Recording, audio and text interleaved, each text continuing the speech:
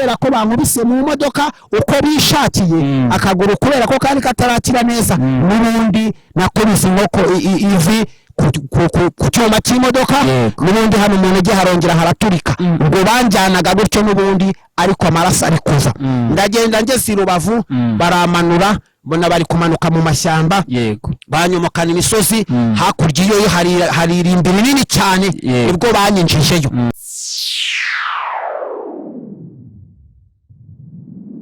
Ndabashubuje mwese aho muri hirya no hino hatandukanye, abari mu Rwanda ndetse n'abari mu mahanga.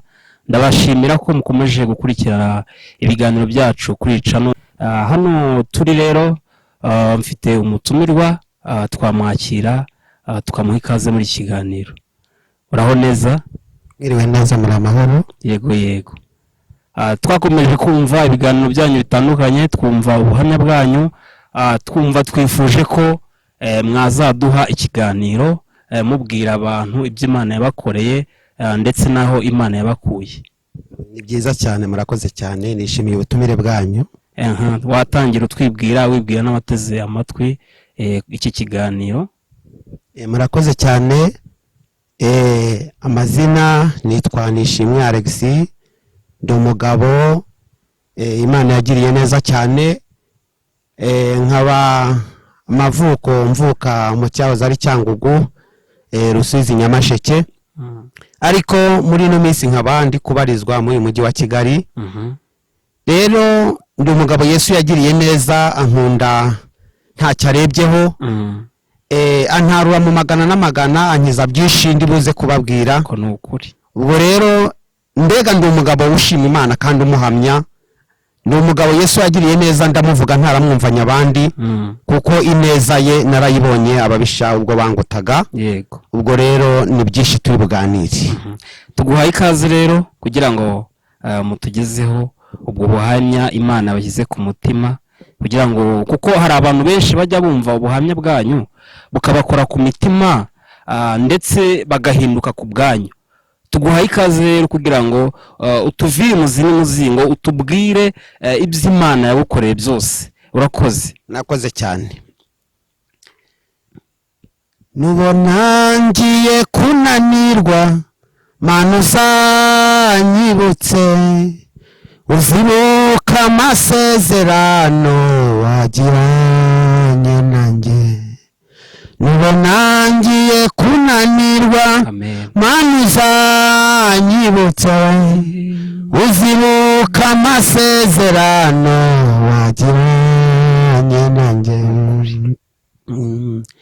Ndibuka njyanwa i Rubavu, bamanura mu mashyamba ntabizi, bandengana mu ishyamba ry'inzitane, nsiduka nageze no mu marimbi, uzibuka amasezerano wagiranye nanjye.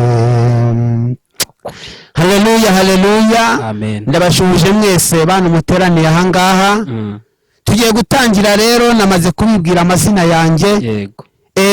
Ndi umugabo ufite umuryango w'abana 3, icyakora ntago turi kumwe muri uyu mujyi kubera ibibazo byabaye cyangwa se mu gushabwa na Satani, byabaye ngombwa ko berekereye upfo mu cyaro niyo baba. Yego. Ariko ngewe Imana yashimye ko mba ndi hano muri uno mujyi. Ubwo rero muri make turagira ngo dutangire dusenga Imana, tuyishimira kuko yakoze ibintu bikomeye, ubundi dukomeze n'ijambo ry'Imana. Yego. Uri Imana ishobora byose, uri hejuru y'amajuru kandi wambaye icyubahiro no gukomera. Nta kintu na kimwe cyabasha kurogoya umugambi wawe. Mwami, izina ryawe riri hejuru y'ayandi, rita yandi mazina. Nawakubanjirije nta nuzaguheruka. Ndagushimira kuko wandinze ntakwiriye.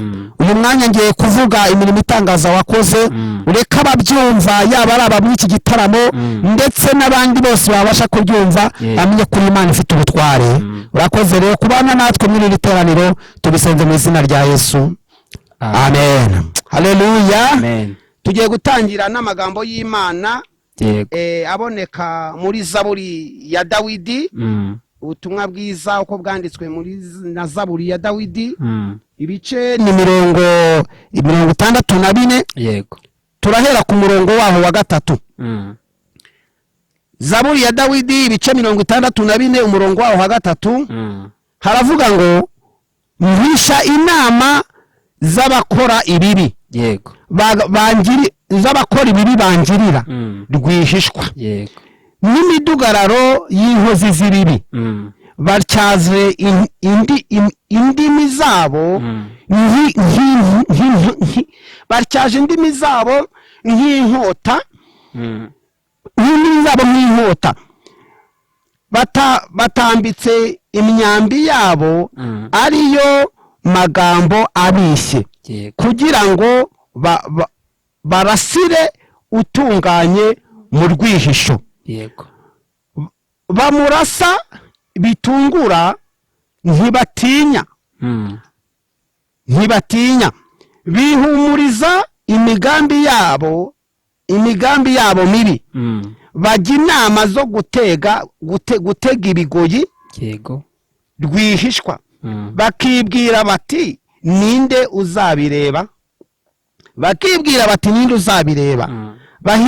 bahirimbanira kunguka inama mbi bakibwira bati tunogeje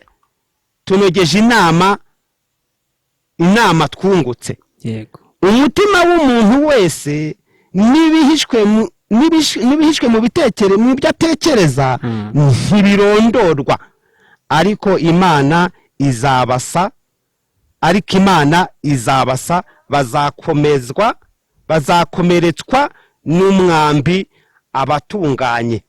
Haleluya, amen. Ijambo ry'Imana riratubwiye ngo mpisha inama mbi yego kuko Imana itaduhishe iyaba atari yo yabaye mu ruhande rwacu. Bivuze ngo ubwo ababisha baduhagurukiraga baba baratumize bunguri isuri yararenze ku bugingo bwacu. Nawe ndakwifuriza uri muri kina gitaramo kugira ngo Imana iguhishe inama mbi kuko ngiye Imana yamishe inama mbi ndabibona. Buriya hari inyuma yacu hari abantu bakoze udukoperative cyangwa se bakora udutsinda cyangwa amashyirahamwe. Satani arabegera rero akabakoresha inama mbi kandi namaze gusobanukirwa n'ijambo ko burya nta muntu wanga undi ahubwo umwanzi ni Satani. Ariko iyo Satani yamaze kukwegera akuremera udutsinda akazana amashyirahamwe akabakoresha inama mbi bagasohora umugambi wabo mubi. Ariko ndakwifuriza kugira ngo Imana ijye guhisha izo nama mbi. Umuntu wese uri hano n'utwumva hajya asaba Imana kugira ngo Imana imuhishe inama mbi. Nanjye Uwiteka hari inama zari ziri inyuma yanjye nkuko nawe zihari utazi. Cyane yuko nasobanukiwe n'amagambo nasomye amagambo aboneka muri Yobu. Yobu yararaho yiyicariye atunze atunganiwe ari umukozi w'Imana. Noneho haza kuba inama Satani n'umutima wiwe akora inama. Yego. Ariko Yobu ntabyo yarazi. Nuko Satani akora inama mbi ariyo hirya. Haravuga ati buriya karakagabo kayo bimamvu gakorera Imana nuko gafite umunezero. Ariko Yobu ntago yarazi ko hari inama mbi iri kumukorerwa. Nawe rero ntago uzi inama iri kugukorerwa. Yego. Inyuma yawe ntuzi ibihari. Icyakora uzi ibyarangiye ariko ibiri imbere ntago ubizi. Hari inama mbi ziriyo. Ariko ndakwifuriza kugira ngo Imana ijye kurinda inama mbi mu izina rya Yesu. Ijambo rero riratubwiye ngo abo bakora inama mbi baca ibico bakarasa bwihishwa bashaka kukurasa bakibwira bati nitumurasa nta muntu urabasha kutureba. Ariko Imana yitaha tubera twese baba baraturashe. Ariko Imana nishimye. Haleluya. Ndabwira abantu bose rero yuko ibyo bibwira byose atari byo ahubwo nibasaba Imana kugira ngo Imana ijye bakumirira icyaha kitaraba ibaneshereze ibatsindira inama mbi zifuza kubageraho. Imana ishimwe. Ndashimira Imana cyane rero kubera yuko Uwiteka yabaye mu ruhande rwanjye. Ubu mubona nicaye hano nari umugabo watunze, nari umugabo wagize amafaranga, nari umugabo wacuruje biremera, nari umugabo wabanye n'abantu bakomeye, nari umugabo wagize inshuti. Ariko Satani aza kwegera bamwe mu bantu abakoresha inama mbi. Ariko inama mbi ziba ntabizi. Satani arabegera ariko nabo si umwanzi ni Satani abakoresha inama mbi. Yego. Nari umugabo ukomeye naracuruzaga mu makaritsiye hamwe muri uyu mujyi wa Kigali. Satani rero aza kwegera abo bantu abakoresha inama mbi abereka ko kuba ndiho ntacyo bivuze. Inteye ubwoba. Nyuma yaho rero iyo namba zirakomeza nihuse cyane rero ndaza kuvuga byinshi kuko ndavuga ibintu bikomeye cyane Uwiteka yankoreye. Yego kuko nawe yarambwiye ati nagukuye mu rwobo ngukura mu matanura y'imiriro, aho uzajya ugera uzajya umpamya uvuge ko nta hantu na hato aho imbaraga z'abantu b'abantu zirangirira ariho z'Imana zitangirira. Igihe kiragira rero ndacuruza biremera, ngira amafaranga, ngira umugore n'abana, nuko bigiraho Satani aza gufuha akoresha abantu, noneho ngambirirwaho n'inama mbi ari ryo jambo ry'Imana ryatubwiye. Ndibuka mu myaka isaga 3 ishize, nibwo nari ndi mu nzu maze gucuruza, nagize amafaranga menshi cyane, ndi gupanga imipangu yo kongera kujya kurangura, ndetse namaze kwegeranya n'ibikoresho ndi bujyane, navuganye nabo turi bujyane. Nuko mu gicuku ndyamye, dore ko i Kigali umuntu aryama bitinze kandi akabyuka kare, hari nko mu masaa 7 n'igice z'ijoro, nibwo inama mbi z'abantu bakoreshejwe na Satani abacutse baje kunsanga mu nzu, noneho bazana ama essence, batwika inzu y'ubucuruzi nari ndimo, inzira gurumira cyane nanjye ndimo, ariko Uwiteka mu ruhande rwanjye. Ndashaka kubabwira rero, icyo nshaka kuza kubabwira nuko hari izindi mbaraga twe tutabona, ariko zikora ibintu bikomeye bikagaragarira abantu. Inzu yarahiye impiraho n'ibintu byose, ibicuruzwa byose birashya, ariko Uwiteka nkuramo. Icyo gihe naze kuvamo ndi muzima, icyakora abantu bamwe ntibanabyemera, ariko ndashimira Imana yabikoze. Si ubuhanga bwanjye, si n'imbaraga zindi nakoresheje, icyakora dufite leta nziza yarantabaye. Icyo gihe abantu bakajya batangazwa n'ibyabaye. Icyakora kugira ngo Imana yerekane yuko nanyuze muri iryo tanura koko, byabaye ngombwa ko akaguru kamwe muri aya mangaya ari hangaha, akaguru k'imoso karahiye, kashiririye imbere. Noneho kubera ko muri iyo minsi twahise twinjira muri corona, icyakora hari muri benshi batabashije kubimenya, ariko akaguru karashiririye karashya neza gahira imbere. Nyuma yaho rero naje kujya nivuza amapirive kubera corona, icyakora corona yenda koroha, nibwo naje gushyikirizwa ibitaro. Ngeze mu bitaro basanga akaguru karaboze. Akaguru karaboze karabora, basanga ni imitsi gusa, ndavurwa biranga, abaganga bashyiraho akabo. Hanyuma y'ibyo ngibyo inama z'abaganga zikajya ziterana, biza kugira ko afata umwanzuro wo kuvuga ati uyu muntu aka kaguru kagomba gucibwa. Haleluya. Ariko ndashaka kubabwira ko na nyuma ya zera Imana igikora. Kuri Imana ishimwe. Akaguru karabora, bazana imibiri y'ahantu hose bakajya bateraho, barahanga, bazana urushinge bakajya badoda. Ndaza kubereka amafoto amwe ari ahangaha ya n'aya kaguru. Ako ni akaguru kanjye, ibi mubona hano ni imibiri bagiye bashyiraho, imwe ikabora ikavaho bagashyiraho iyindi, iyo ni imibiri y'akaguru kanjye mubona. Ngira ngo n'ubu ngubu karacyahambiriye, ariko ndashima Imana ko yandinze.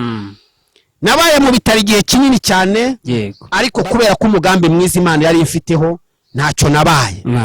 Nyuma yaho abaganga baza kuvuga ati rero akaguru kanze gukira no kugaca. Biba ngombwa ko bampa umunsi wo kujya guca akaguru. Bantwaye mu bitaro bikuru byaho bita akarere ka Nyamasheke bita za Kibogora. Nyuma yaho ndagenda, akaguru barwana nako biranga. Nyuma yaho rero bampa umunsi wo kujya kwita ku kaguru kugira ngo bagakureho. Banjyanye mu ibagiro, nanjye nzi ko akaguru kagiye gucibwa kuko kari kamaze kubora. Abantu bose bari bamaze kuvuga ati nta bindi, akaguru no kugaca, ariko Imana ishimwe kuko yabaye mu ruhande rwanjye. Urebye aka kaguru rero kubw'imbaraga z'Imana, n'iyi pantaro igahishe ntiwamenya ko ari akangaka, ariko hari Imana ishobora byose. Nyuma yaho rero bazanye ibyuma kugira ngo babashe kuza guca akaguru.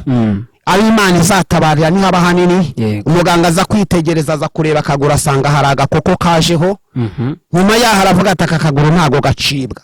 Ariko abaganga baravugaga ngo baragaca, Imana nayo ikambwira ngo ntago bagaca. Nanjye nkabwira Imana ntariko wa Mana urambeye. Muganga yamaze kuvuga ko akaguru bagaca kuko kaboze, none nawe urambwira ngo ntibagaca gute? Ariko hari Imana ishobora byose. Biriya mujya mwumva ya Mana yakizaga ba Saduraka na Meshaki na Abedenego, ntaho yagiye natwe iracyaturiho. Biriya mujya mwumva kuko ngi Imana yarambwiye ngo uzaca mu mazi ntazagutembana, uzaca no mu muriro ntago uzashya. Muganga arareba akaguru aravuga ngo ntago uyu munsi tugaca. Nuko bamuhara kuri ka gatanda, ariko hari ababyeyi bari hano baba barabyaye babazwe. Ababyeyi babyaye babazwe baje bampera Imana icyubahiro, kubera ko ka gatanda baryamishaho umubyeyi yajya kubagwa nanjye bakandyamishijeho kaba gafite nka santimetero 20 ku buryo winyeganyije nawe wagwa ukwikubita kuri kwisima ugahita unapfa, ariko nanjye bakandyamishijeho. Nuko buriya ababyeyi babazwe ndabubaha cyane kuko banteye igishinge hano mu mugongo kiba kingana n'ikinka, baragisunika cyane igishinge numva kiruhukiye mu mutwe. Ariko ndavuga nti Imana kuki wabyemeye ko nta cyaha nakoze, ibi ngibi wabyemereye iki? Ariko Imana ikambwira ati nubwo bakigutera ariko akaguru ntago bagaca, ntago bagaca kandi bamaze kuntera igishinge se ikinya nikimara kumfata baragaca. Haleluya. Ariko Imana yabaye mu ruhande rwanjye. Abantu bose mumvugire ngo Imana nawe iri mu ruhande rwanjye. Imana igumya kuncaracaraho, umuganga aravuga ngo akaguru ntago bagaca, kandi ko ku munsi urasibira akaguru ntibagaca. Bukeye mu gitondo basanga agakoko kajeho, baratangira bashaka izindi nyama zo guteraho, ubwo akaguru agatanda nyine bakankuyeho bansubiza hirya. Icyakora ikinya cyo Imana yakiburijemo cyanga kumfata, kubera ko n'ubundi mu minsi yari itambutse mubwo kumvura kose banteye ibinya byinshi, urwo bararunteye rero rwanga kumfata. Nuko rero bagumya gushaka inyama zo guteraho, baradoda biranga. Ariko Imana igumya kumbwira ati kabora katabora ariko ntago bazagaca. Yashaka kuza kubabwira ku mbaraga z'Imana rero.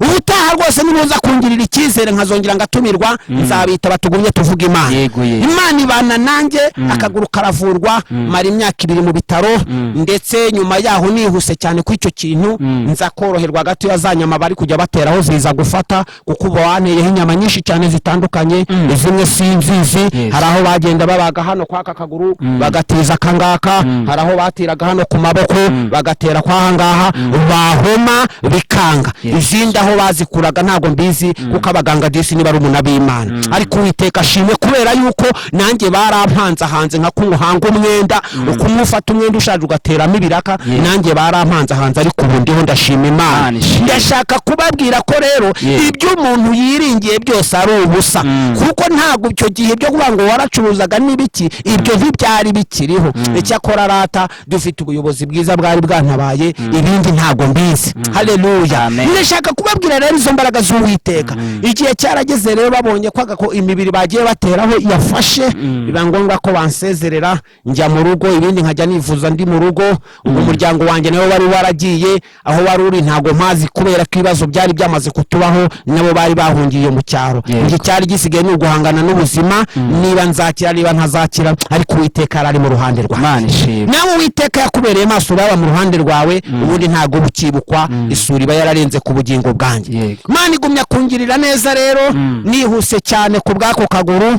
Nyuma yaho kubera yuko barahangahangaga, ariko hano mu ntege hanga gufata, igisebe kiragumya kigumamo, aho kugira ngo hakire hakabora, imitsi kagumya ikagaragara, ubwo akaguru kaza kugiraho kararambuka gutya bikajye gahinika, nkajya ngenda naba nica akaguru kakaba karambuye gutya. Ubu tuvugane sidi ipantaro igahishe, ariko umuntu urebye kano kaguru wavuga ati burya ko Uwiteka niwe Mana. Nyuma yaho rero Imana ijya gucinga akaboko nza koroherwa, inyama zirafata. Icyakora nyine ibisigisigi byacyo bisigaraho, aka kaguru ntago gasa n'aka ngaka. Ariko Imana yarambwiye ati ninjye wabishatse kugira ngo mbereke ko ntagukuyeho amaboko. Burya ibyo abantu bajye batugambiriraho Uwiteka atabishatse ntago byabasha kuba, kuko izo nama zabo bantu zicyabo kwari kugira ngo barebe ko nazimangana. Ariko Uwiteka ahabwa icyubahiro. Cyakora nabo sima zibo Imana izaba babarire.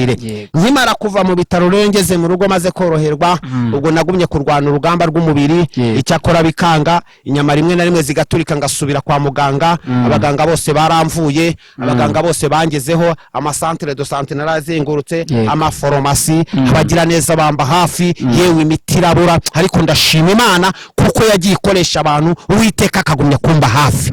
Bikiri bityo rero akaguru karoroherwa. Nyuma yaho nkajya ngenda ngura imiti bisanzwe.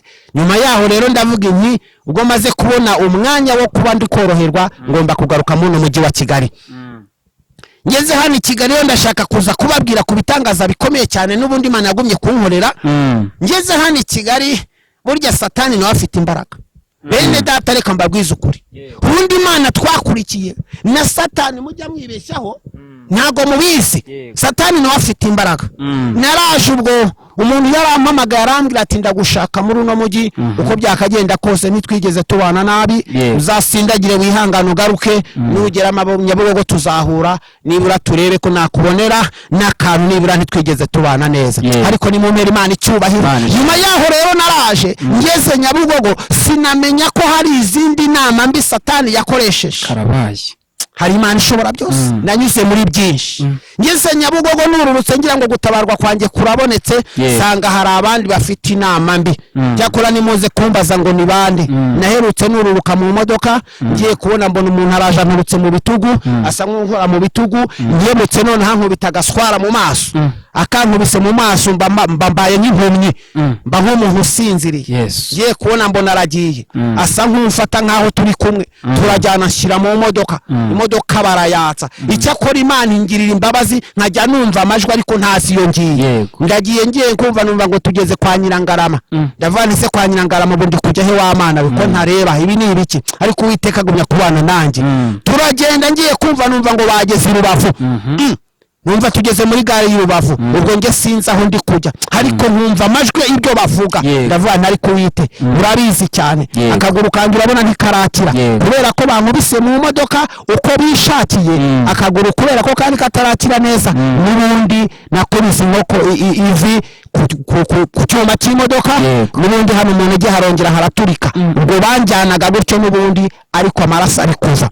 Ndagenda ngeze i Rubavu baramanura, mbona bari kumanuka mu mashyamba, banyomokana imisozi hakurya iyo hari irimbi rinini cyane, nibwo banyinjijeyo. Haleluya. Ariko ndagira ngo mbabwire imbaraga z'Uwiteka kuko hejuru y'amajuru nta yindi Mana ibayo. Bangezeje mu irimbi, barangije banyambura utwenda twose nari mfite, banyambura udukweto nari nambaye, bazana akabuye banyicazaho, ubundi barangije baratangira barankubita bakubita umutwe, bakubita amaguru, barancocagura. Ubu mubona narapfuye ndabimenya. Haleluya. Narapfuye ndabimenya. Icyakora burya rata nta mukiranutse upfa aho karasinzira. Icyakora icyo numva cyanyuma nuko bankubise igihiri mu mutwe, mbona ndapfuye. Barangije banyegamiza kumva y'umuntu bahambye baramushyingura, barangije barayubakira. Icyakora nanjye nayicayeho, ngo hari kuwa mbere, mva kuwa mbere ndaho ngaho ngera ku munsi wa kane. Icyakora byo mpfa ndabizi kuko umwuka uhera ndabizi. Ngoma aho ngaho mara iminsi 3 ndaho mu irimbi, imvura inyagira, narabaye nk'igikeri naraboze, ntabizi ibyo ari byo. Ndashaka kubabwira ko ibyo umuntu yishingikirize byose ari ubusa. Ariko mwibuke ko nari umucuruzi ndetse ni miliyoneri, ndetse ndi mu bantu bari bazwi, ndetse ndi mu bantu bakundwaga. Ntekereza ko nta n'abantu nigeze ngirira nabi, ariko Satani burya asaba ufite. Nuko mara iminsi 3 ndi mu irimbi, umuryango wanjye ntuzaho ndi, inshuti zanjye ntizizaho ndi. Niyo mpamvu babwira nti uwiringira umwana w'umuntu avumwe, kandi ibyo mwiringiye byose n'ubusa. Icyambere ikomeze ku rutare kuko ahandi hose n'umusenyi. Nuko maze gupfa rero ku munsi wa kane kuva ku wa mbere, nibwo natangiye kusa nk'umuntu ugiye mwiyerekwa, ariko ubwo nge narapfuye, umubiri waraboze. Iki kibiri mubona buriya kiba kimeze nka kumwabaga inyama. Iyo uraje inyama z'igifu ukaziraza mu kantu utazishyize muri firigo, mu gitondo usanga uruhu rwaboze rwabaye umukara. Nanjye niko nari narangije kuba, ariko mba gutyo nta muntu uzahondi, mba gutyo ntawe uzi amateka yanjye. Noneho nyuma yaho rero Imana numva ijwi riransanze, mba nk'umuntu ugiye mu nzozi. Ukiraho mwirimbi, ndaho mwirimbi maze y'iminsi 3 nta n'umuntu uzahondi. Ahari umuryango nari navuyemo wari uzi ko nagiye i Kigali, ariko nari namaze kugera mu irimbi ry'Urubavu. Nanjye n'ubwa mbere nari impageze ntabyo nzi. Nuko noneho rero numva ijwi rirambwira ngo uko bisa kose nta gupfuye, icyakora wari usinziriye. Ariko nge nari narapfuye kuko bankubita ikintu hano ndabizi, nikubita ku makaro, numva umwuka uraheze, kuko n'umwuka usohoka mu kanwa no mu mazuru ndabyibuka. Ariko Imana ishimwe ko itatumye mpera mu irimbi. Noneho rero Imana irambwira ngo rero ngiye kugukiza. Isaho kugukiza irageze. Ugiye gutera haleluya 3, numara kuzitera iya mbere, iya kabiri, iya gatatu urazuka. Ubwo nari imeze nk'umuntu ugiye mwiyerekwa cyangwa se kumuryamo kaburota, ariko nibwo icyo gice nari mpagazemo. Noneho ntera haleluya ya mbere, maze gutera iya mbere, numva nta kabaraga afite kuko nayiteraga ndi nk'umuntu uri mu bitotsi narapfuye. Nteye iya kabiri, ngiye kubona mbona abantu bameze nk'abantu batatu bari bicaye hariya hejuru y'igituro cy'imva, mbona babaye nk'abanyeganyega, numva ijwi rimbwira ati tera haleluya cya, ndayitera ariko nyitera nta mbaraga mfite, ndayitera nti haleluya bwa gatatu, maze kuyitera ngiye kubona mbona ba bantu batatu barakundutse bamanukanye na ya myenda yanjye ndetse n'udukweto n'agatelefone umuntu yari yantije byose biramanukana. Kibaye nk'umuntu bari kwambura nka kumwe wambura umwana umwenda wamwambitse utamukwiraga, kirazamutse kizeze mu mutwe. Ngiye kubona mbona ntangiye kuumuka gakeya, ngiye kubona mbona amaso arakanuye, ngiye kubona mbona ari mwirimbi. Ndatangira ndibaza nti Uwite napfuye ryari, baje kunshingura ryari, mbona nambaye ubusa meze nk'igikeri, amaso ntabasha kunyeganyega, ndavana Imana napfuye ryari, ntago narinzi ko napfuye. Ndebye mbona nirimbi, mbona namva nyinshi cyane z'abantu bashyinguye, mbona inyuma yanjye, ndibaza igihe ndapfuye ndabibira, kandi nambaye ubusa. Iminsi 3 murayumva mumva, kandi imvura iri kunyagira, nari narabaye nk'umurambo. Nibaza icyo ndicyo, ndavana ariko Uwite kuki wabyemeye, ariko hari Imana ishobora byose. Nyuma yaho rero numva ijwi rirambwiye ngo nyeganyega, ndanyeganyega ariko nyeganyega ariko n'ubundi nta mbaraga mfite. Nyuma yaho rero nibwo nabaye nk'ukambakamba, kuko nta mbaraga zo guhaguruka nari mfite, nta nizo kwegura umutwe nari mfite, ahubwo maze kumenya ubwenge nkajya nkukubita kuri yamva bubakiye nari nicayeho na kakabuye ngo ndebe ko umutwe wameneka n'ubundi nipfire burundu, kuko nari narangije gupfa. Ariko Imana ntiyari kubyemera, kuko n'ubundi ndibuka ko nari narapfuye, ariko ndongera ndagaruka. Ariko mumera Imana icyubahiro. Nyuma yaho rero nibwo nabaye nk'ukambakamba, numva ijwi rimbwira ati kambakamba umanuke. Nakambakamba nkabona imva sindi kuzirenga, nagera kuyubakiye nahe nanguka nkikubita hariya, ariko nambaye ubusa nuko navutse. Nyuma yaho ngeze hepfo rero nsanga ikintu kimeze nk'igikomakoma. Mu cyaro hari ibiti bagira igiti kimeze nk'umungabangabo kigira ikibabi kimeze nk'igikoma, nibwo nagifashe rero nkikingaho gutya mera nk'umuntu, nka kumwe Yesu bamubambye ku musaraba ka kabindo bakakamwambika, niko nikinzeho manuka nkambakamba, ntaziyongana kubera n'inzara, meze nk'igiceri n'ubundi umubiri waraboze. Nuko ndamanuka ngeze hepfo nihuse kubwo buhamya, ndamanuka nza kubona akantu k'akanyenyeri kameze nk'ibati ku muntu wubatse pfo y'iryo rimbi. Nimba ijwi y'imyango tugumye ukambakande, umukambakamba mawa ntabwo yanjobaga ngo mbabare, kuko nta maraso nari ngifite. Nagendaga mu bihuru, ibihwa byose nikubitaho, naratobaguritse. Ubu hano hose haratobaguye, umubiri wanjye hano hose uratobaguye, ubundi usibye kuko uyu mwenda uhishe, ariko n'ubundi birebye ibimenyetso Imana yagiye bishyiraho. Nuko ngeze hejuru y'iyo nzu rero, numva kuka karaje, numva ijwi rimpamagara rirambwira ati hamagara kurwo rugo urebe ko hari icyo bakumarira. Mpengeje gato ngiye kubona mbona umumama yari arimo arafura utwenda yicaye kwibase, ari gufurira ku rukuta, ari gufurira mu ibase. Ndamuhamagara nti yewe mubyeyi, yumvisha ijwi avuza induru, kuko namwe murabize nta cyiza kiba mwirimbi. Haravuga ati ariruka nkahamagara umugabo mu nzu, haravuga ko ndi kumva ikintu kimpamagara kikaba kiri kuvuza induru ngo yewe mubyeyi, kandi kiri mwirimbi kiva mwirimbi, kandi mbaye nkureba mbona cyambaye ubusa kimeze nk'inyamaswa. Umugabo araza aravuga ati icyo kintu ni igiki? Havuga ati icyo cyaba ari inyamaswa. Ati wa mugore warassaze, abo badayimoni bakwagane wenyine. Noneho ndavuga ni ntago ndaba dayimoni, kubera ko ijwi ryari ryaraheze, kandi koko ndavugaga nk'umudayimoni. Ariko mumera Imana icyubahiro. Uriya rero reka mbabwize ukuri, usibye n'uwo mubyeyi, nawe ari wowe ukabona ikintu kivuye mu irimbi, nibwo haba ari ku manywa, nawe wagira ubwoba. Nyuma yaho rero, hanyuma umubyeyi amaze kumpa igikoma, amaze kungaburira, maze kurya, maze guhembuka, akabaraga kamaze kuza, nibwo noneho rero byabaye ngombwa ko ajya kunshakira imyenda yo kwambara, kuko muribuka ko nari namaze kuva muri rya rimbi nambaye ubusa, usibye cya gipantaro wa mubyeyi yari yantereye nabwo, ariko aravanga abo badayimoni ntibamukurikire. Amaze kungurira imyenda rero arambwira ati rero ugomba gushakisha uburyo ki wazataha. Ndamubaza nti hano nahageze gute, hano ni hehe? Aza kumbwira amateka neza y'Irubavu. Nza kumubaza ukuntu nzagera muri gare kugira ngo nzatega imodoka nibura ingeza Nyabugogo. Ariko Imana yanjye yari ikiri kumwe nanjye, nubwo byari bimeze gutyo narasurwaga nayo, ikambwira ati humura mwana wanjye ntabwo uzapfa gupfa, nubwo harimo abifuza ko wapfa. Nuko rero umubyeyi yaje kumperekeza, ngera muri gare ntega imodoka ingeza Nyabugogo.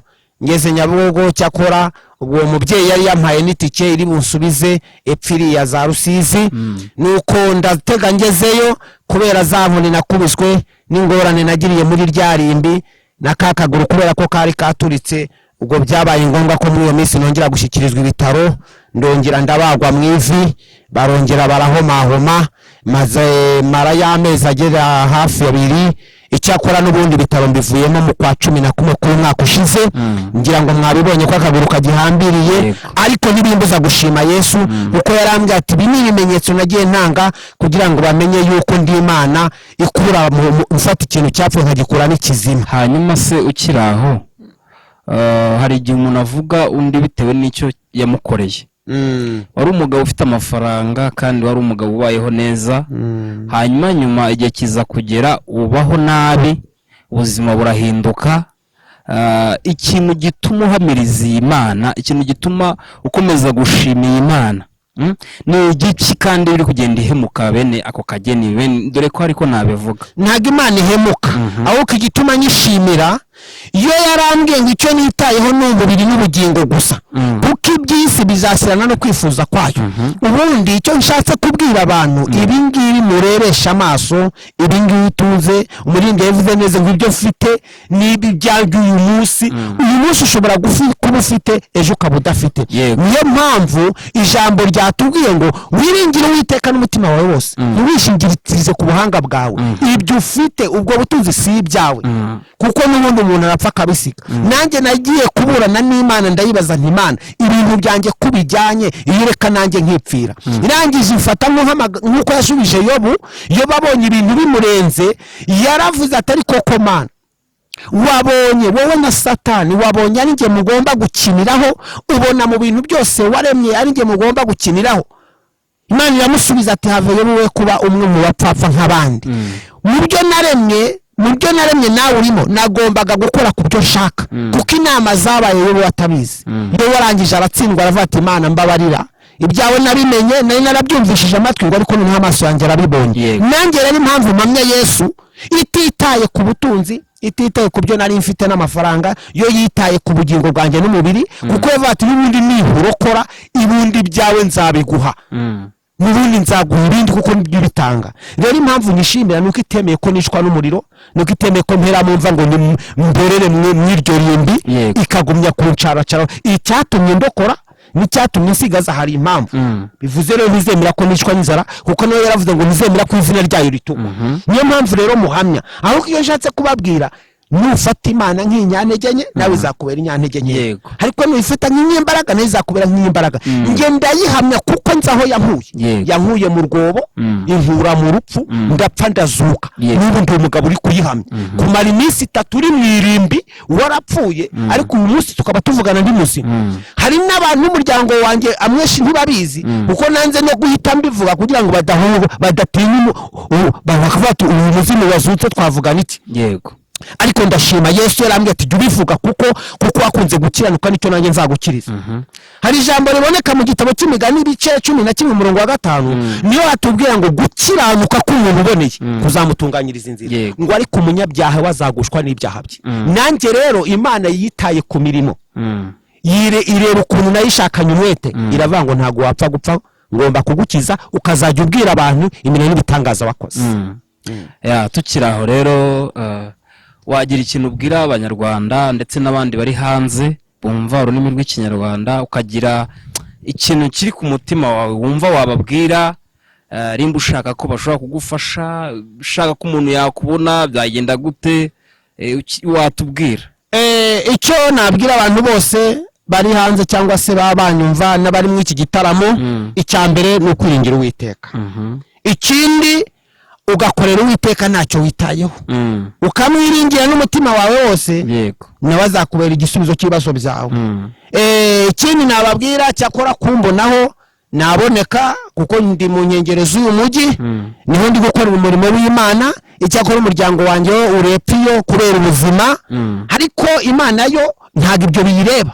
Icyo yitayeho nuko nyivuga yambye ati wowe mpamya kuko nagukijije gusa ibindi mfite abo naremye mfite uko guhora mfite uko njya mbigenza ariko icyo nshaka no kuhorera. Nanjye rero icyo niyemeje mbyaba ndiho yaba akaguru bagaca, yaba kagifasheho, ibi biremo biriho bifata, ibi bihambiriye izi bande zikiriho, zaba zikiriho zaba zitariho, niyemeje kuvugira Yesu kandi koko nzagumya nyivugire. Icyo nabwira abantu bose rero, gukora ni byiza kandi na Bibiliya iravanga udakora ntakarye. Tugomba gukora ariko mbere na mbere Imana, kuko nanjye narakoze ariko nyuma ibyo nakoze biza kugenda, ariko Imana yitaye ku mirimo nakoze ariyo bituma irengera. Ndifuriza buri wese gushaka imirimo izamuherekeza, kuko imirimo niyo izaburana abantu, imirimo imikorere myiza niyo izaburana umuntu igatuma Imana igira icyo kwibukira. Ubwo rero twavuga byinshi, Imana ikora uko ishaka, ariko ndashimira mwebwe mwitanze kugira ngo tubane muri kino gitaramo. Ndashimira abantumiye kugira ngo mbashe kuvuga ijambo ry'Imana.